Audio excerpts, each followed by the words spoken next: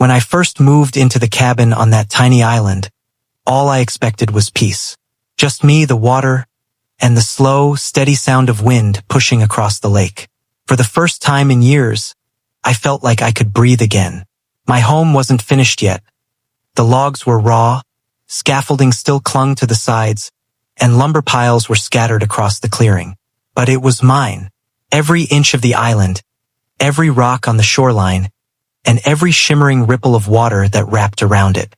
That quiet didn't last. Not even a day. Right before noon, when the sun was at its hottest, the entire lake went still. And then I heard it. Engines. Multiple. Coming fast. I stepped out onto the deck and looked across the water. 3 white SUV-style security vehicles barreling down a dusty road near the mainland. And then they stopped. Right at the start of my bridge. Doors flew open like they were serving a federal raid. I hadn't even met a single neighbor, but the HOA had just arrived 13 hours after I moved in. 4 of them stepped out.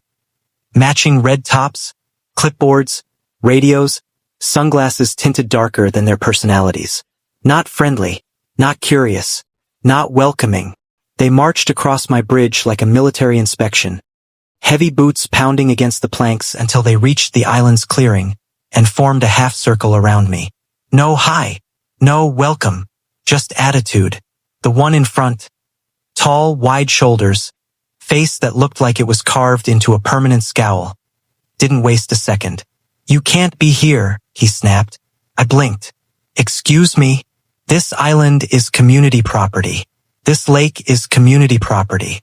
And your construction mess, he gestured at the lumber, violates multiple HOA guidelines. I felt my jaw tighten.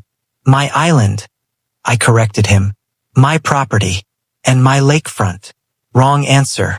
The woman beside him stepped forward, waving a thick binder. You clearly didn't read the regulations.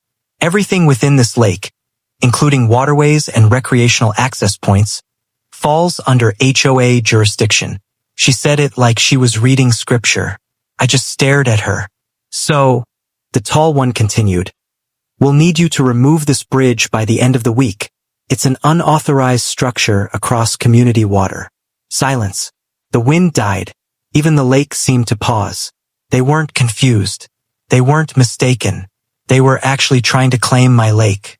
I looked at them, these strangers, standing on my island, telling me to give up the water I paid for, surveyed and legally owned. But I didn't fight back. Not yet. Instead, I asked one question calmly. Did you even look at the property maps? The tall one scoffed. We don't need your maps. We have our own. And according to our jurisdiction, you can't own this water. They stood there, in the heat, absolutely certain they had authority over me. But they didn't know. They had no idea. Not only did I own the island, not only did I own the lake itself, I owned every square foot of their community docks, too. The same docks their residents used every weekend. The same docks they fought about constantly. The same docks the HOA bragged about maintaining. But I didn't say a word. Not yet. Because storms reveal themselves best when they think they're winning. The next morning, I woke up early and drove my skiff across the lake toward the mainland. Not to fight, to prepare. I went straight to the county office and grabbed copies, clean, certified, stamped, of every deed, plat map, survey, and water rights document tied to my property. Documents that clearly stated, the lake was privately owned. The shoreline was privately owned. The HOA was built on leased land. And the entire dock system was constructed on MY water rights.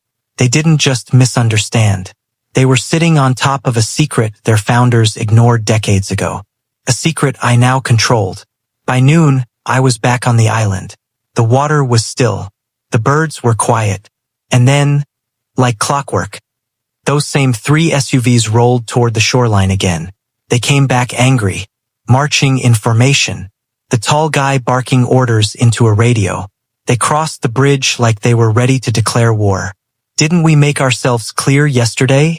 He said. You have 72 hours left. Violations are stacking. I didn't waste time.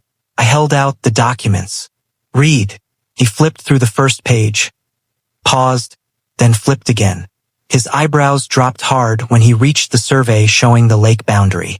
This can't be right, he muttered. The woman beside him grabbed the papers, scanning faster. And then she froze. You own the lake? Every inch, I said. Their faces went pale. And the docks? The tall one asked. I pointed across the water toward their HOA's pride and joy. Your docks sit on my water, built on my rights. And the original agreement expired 13 years ago. They didn't speak, didn't blink, just stared, realizing everything they claimed authority over was built on top of land and water that didn't belong to them. I stepped closer. So here's what's going to happen, I said quietly. You're going to walk back across that bridge. You're going to remove my name from whatever violation fantasy you wrote. And you're going to stop stepping onto my island without permission. The tall one swallowed. And the docks? He asked. Oh, I said. Those are staying. But starting today, your entire HOA will be paying new access fees. Silence. Then panic. The woman whispered, We don't have that kind of budget.